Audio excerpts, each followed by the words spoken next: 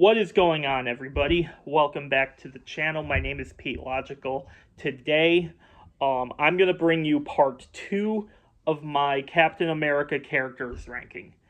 Now, I originally recorded this yesterday, but as I was uploading it, something happened and it was taking forever to upload, so I just decided to, hey, cancel the upload and start over from the beginning of where I left off. So, I'm going, and it must have had something to do with the length or something, so, you know, hey, it is what it is. So, I'm going to bring you part 2 of my Captain America characters ranking. So there will be minor spoilers here for Brave New World. So if you haven't seen that right now, you can go watch the movie. Or if you don't care, that's cool. Just keep that in mind, and you've been warned in advance. So with that out of the way, let's dive in. So I'm going to start with number 46 and work my way up. So from 46 to 35 on the list, these are the characters I gave a 3 as my grade for their performance either in one movie or multiple projects. Simple like that. Some have the average of 3 rounded up to the nearest half star ranking. And some I just felt were kind of in the middle, so that's why they get a 3. All right, so 46. I'm gonna do something a little bit different with this one. I'm going to list the characters in order quickly, and then I'm going to give you my thoughts on all of them before I move to the next one. So, from 46 to 35 in order are Layla Taylor from Brave New World, the World Security Council as a group for Winter Soldier. Yes, I'm ranking them all together because my thoughts on all of them are just the same. Joaquin Torres, aka the second Falcon from The Falcon and the Winter Soldier and Brave New World. Cass and AJ, Sam's nephews from The Falcon and the Winter Soldier. Dr. Christina Rayner from The Falcon and the Winter Soldier. Dr. William Nagel is 41 on the list from The Falcon and the Winter Soldier. At number 40 is Betty Ross. At number 39 is Alexander Pierce. At number 38 is Friday from Civil War. At number 37 is Ayo from Civil War and The Falcon and the Winter Soldier. And Heinz Kruger is 36 on the list. He appeared in the first Avenger. And Sharon Carter is at the top of this list, at least in the threes section. She's not at the top of this group of people I'm listing off, but Sharon Carter's at 35. So those are all the threes. So let's dive into more specifics on each of them. Starting with Layla Taylor. This character was okay in Brave New World. I think she did the best that she could do in the movie. Brave New World had a ton of reshoots, but she worked with Thaddeus Ross, and she was served as his counsel, secret agent person there. And she has, in the comics, this character actually had a thing with Sam, but for some reason they left that part out in the movie. So overall, not a bad character, but just one that I think is kind of meh. Alright, now move on. Speaking of kind of meh, we got the World Security Council. So the World Security Council were the group of the main antagonists in The Winter Soldier. Now, I'll just be straight to the point here. These just are kind of meh for me. Of all the groups that Captain America has faced, these are the lowest on the list because, for one simple reason, they didn't really do anything. They were just talking to Alexander Pierce, which is another character I had some issues with. But hey, they didn't really do anything, but they serve a purpose to the story, so they're here at 45. Now moving on to 44 is Joaquin Torres. Now, in The Falcon and the Winter Soldier, this character only was on screen for a couple minutes. He helped the Falcon out in the main battle at the end of the show, but overall, he didn't really do much. He had a bigger role in Brave New World.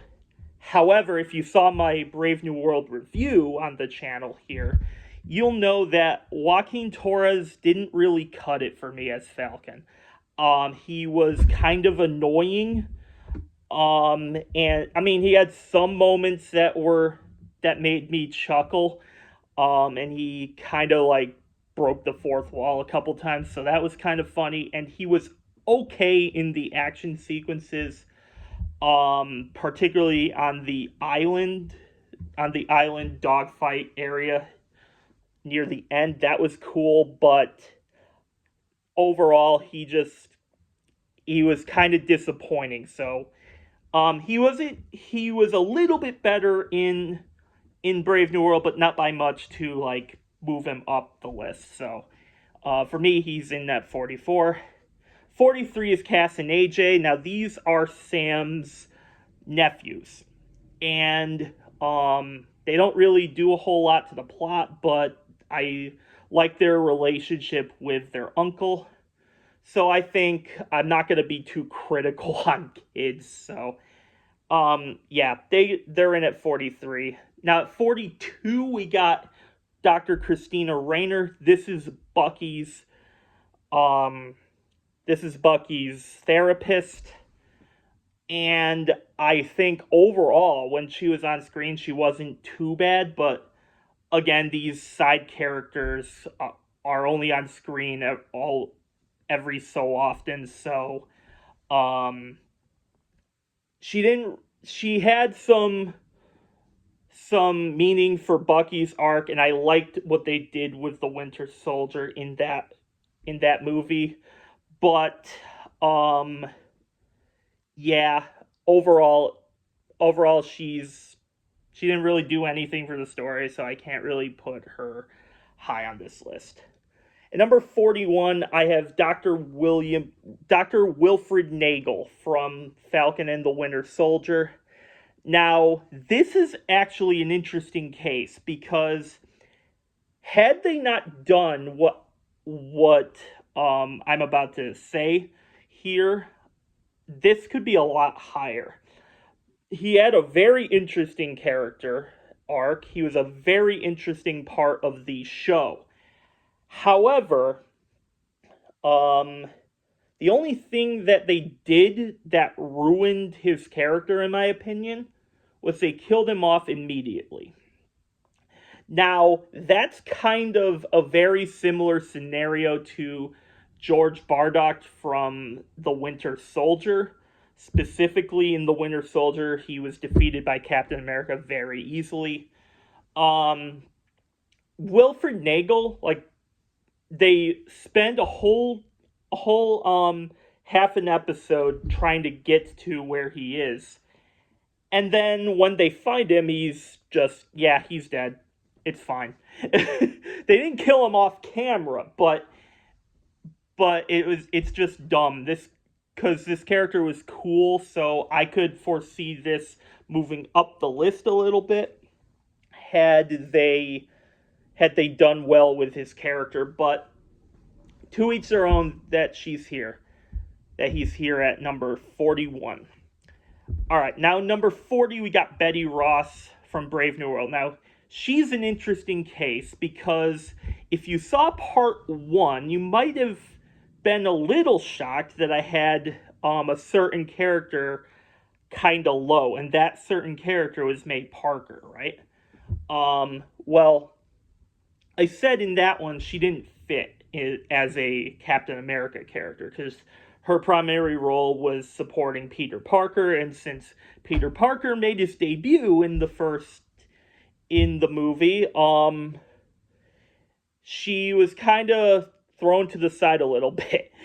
So but in no way am I saying May Parker was a bad character. It just, she isn't really a Captain America character. Now, Betty Ross has a very similar case, but the reason I put her a little bit higher here, even though she's primarily a Hulk love interest, is because she actually serves a purpose to Thaddeus Ross. Now, he is in 2 projects, so there's kind of a bit more leeway with her. You'll find out when I review The Incredible Hulk, I could not get behind her as a character there, but given what happens in Brave New World at the end of the movie, I don't want to go too much into spoilers, but there is going to be minor here. So she appears at the end, and basically this, for the most of her life, she was separated from Thaddeus Ross. And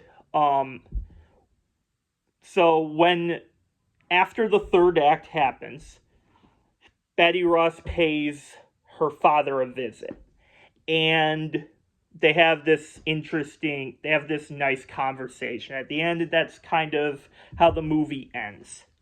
So she isn't really a Captain America character, but she is at the same time. So that's why she's a bit higher. Had she been related to Sam, Bucky, or Steve Rogers, she would have been a bit higher, but to each their own, she falls at 40. All right. Now at 39, we have Alexander Pierce. Now, if you saw my Winter Soldier review, Alexander Pierce wasn't a terrible character, but for me, he's kind of mid, because what bugs me is, like, they had 2 movies where Bucky was still under the control of Hydra, right? And Bucky has a very interesting, by far the most interesting character arc in the MCU, like, in appearance-wise. But, definitely, I think he should have been the main villain in The Winter Soldier. Alexander Pierce has a thing with Nick Fury. He's basically the one behind Nick Fury's staged assassination at the beginning of the film. But he just never sold me as the kind of person who could carry the weight of everything going on. I think had they put Bucky higher on this list and left higher as the main antagonist, basically switch the roles from, basically just have Bucky be behind Nick Fury's assassination and just go from there, I think we could have seen Alexander Pierce move up a bit higher, but for now, he sits in at number 39. 38, we got Friday. Now, this character is actually the only one in this entire list here that doesn't appear on screen, because she's actually Tony Stark's AI in his suit. The reason why she's at 38, and one simple reason alone, and is because I prefer Jarvis. Jarvis was was in the entire, well, not the entire Iron Man trilogy. He was Vision at the time of Iron Man 3, and Friday made her debut in that movie. However, we're not doing an Iron Man ranking. We're doing a Captain America ranking. And I just prefer Jarvis, his, because that was the one from the first Iron Man movie, and I'm a big fan of that movie. So, I'm not really too attached to Friday. I've always preferred Jarvis, and that's why she's at 38.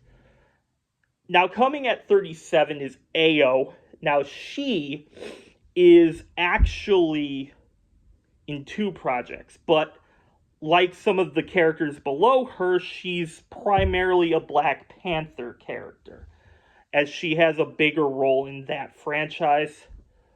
However, I think she had a very interesting role in Falcon and the Winter Soldier with Bucky Barnes, where Bucky never agreed with letting Zemo out of jail, and Ao wanted to help Bucky arrest Zemo.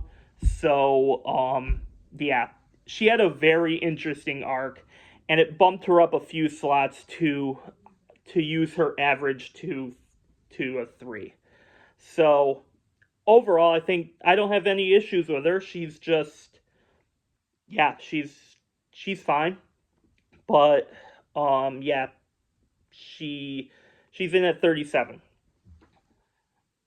36 is Heinz Kruger. This character is here for one reason alone, and that is the fact that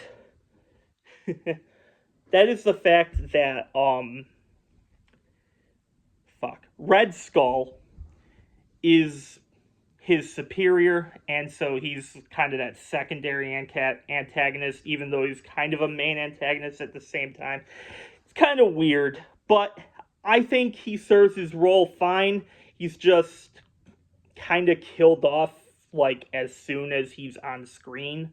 But we have a bit more with him, and he was working under Red Skull, so he served his role well.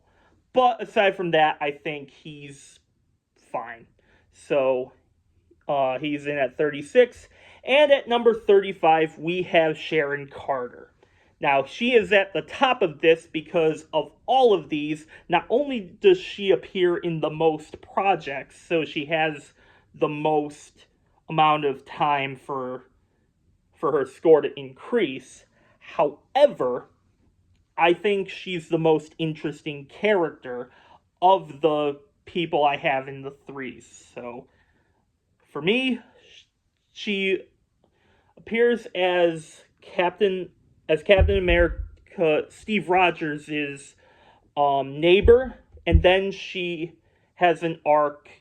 She has a better character arc in the remaining movies. So, yeah, for all those, so I'm a big fan of Sharon Carter, but I can't really put her too much higher than this, just because I think she was wasted in her first 2 appearances. So that is my 3 section. So from 34 to 25, these are all the 3.5s. So in order, we will go from, at 34 we have Samuel Stearns from Brave New World. We have Helmut Zemo at 33. We have the Flag Smashers as a group at 32. We have Sarah Wilson at 31. Abraham Erskine at 30. Dora Milaje, the Dora Milaje as a group at 29. Brock Rumlow, aka Crossbones, at 28. Clint Barton at 27. Scott Lang at 26. And Colonel Rhodes at 25. So, this is actually interesting here because aside from one character here, and that is Samuel Stearns, now he's the main antagonist of the newest Captain America movie, Brave New World. So but he's not really a Captain America character, similar to some of the people at the bottom, so I have to dock him points for that. He served his role well. I just was never a huge fan of the design. But Zemo, he's the worst part of Civil War for me, but I think he has a lot better. He has a lot better of an arc in the Falcon and the Winter Soldier. So, for those reasons, he comes in just above him. The Flag Smashers as a group are at 32, and they would have been higher had they, I think, every big part they're in the show, they're kind of wasted at every corner, so it's kind of hard to get behind them. And they're kind of like, they play second fiddle to their leader. So for all those reasons, they're in at 32. At 31, we got Sarah Wilson. Now, this is Sam's sister. I like her. I like her a lot. She is the most improved character for me on the show, because the only reason she's not higher on this list is because her dialogue in the first 2 episodes specifically bugged the crap out of me. She almost was written as to insult the Falcon, and he's one of the 2 leads of the show, so I just found that whole thing to be a little weird. However, I do agree that she is better at the end. So, I gotta give credit where it's due. So for that, she's at 31. At number 30, we have Abraham Erskine from the first Avenger. This character is actually really interesting. Because he's the person who chose Steve Rogers to get the serum instead of another guy in the army. Because he was the right fit for the role. However, he's not really on screen a whole lot. Only like a few lines with a side character. He actually, aside from the parts where he's choosing Steve Rogers to go into the experiment tank in the first Avenger, we actually don't see him interact with any major characters. So, yeah, he's kind of wasted, and it's a shame because he had such big potential to move up. But for all those reasons, he's in at 30 because I definitely like this character a heck of a lot. More than most of the people at the bottom. So at 29, we have the Dora Milaje. Now this, along with Ayo, but I left her out because of her arc with Bucky. The Dora Milaje is Ayo's group that she leads to arrest Zemo. And as I said before, she's interesting, but we also have some badass fight sequences with the Dora Milaje specifically. So they got like half a point up for up above Ayo, but I'm a fan of them. The only reason they're not higher is because I wish they were in more episodes. So they're at 29. At number 28, we have Brock Rumlow, aka Crossbones. Now this character started off as a SHIELD agent and then became an anti-hero in Civil War. In fact, the first action sequence of the movie, we actually see Brock Rumlow fighting alongside our heroes and fending them off against a group of thugs, and he is in his superhero suit, so that's really cool as well. But he's a straight badass. There's nothing more I can say. I'm a huge fan. I just wish he wasn't used as a side character. So that's why he's at 28. But he could have been a lot higher had he been used as a main character. Um, at 27, we have Hawkeye. Now, Hawkeye, Ant-Man, and War Machine are here because the I think this couldn't. I didn't want this to be an Avengers ranking. I wanted this to be a Captain America specific ranking. So, yeah, I just Hawkeye's my of all of them, Hawkeye's the least interesting at this point for me. He gets better in later projects, and I'm a huge fan of the show. But for me, in Civil War, like, he's just fine. He's just what? He can shoot an arrow and he doesn't miss. Yay. But yeah, I just think he's the weakest and least interesting of the three. Similar things with Ant-Man, even though Ant-Man's a little bit more of an interesting character. Plus, I like Paul Rudd, so he gets some points just for that. Just because it's Paul Rudd, how can you not like that guy? Um, but he did have some cool action moments in Civil War, particularly with the fight with Iron Man at the airport. I thought that was pretty badass. But yeah, this isn't an Avengers ranking, so he's at 26.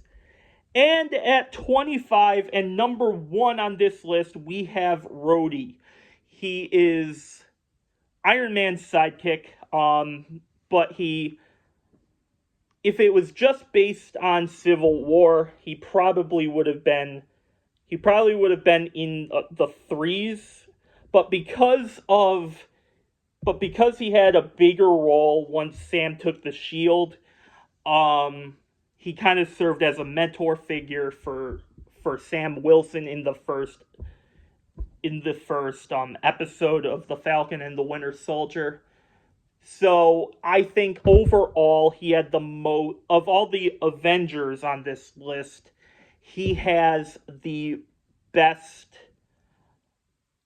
character arc when it relates to a Captain America character, aside from, of course, Falcon, Black Widow, and Tony Stark. So yeah, that's my list. Part 3 will be coming next couple days. So stay tuned for that. Until then, I'm Pete Logical, and I'll see you next time. Later.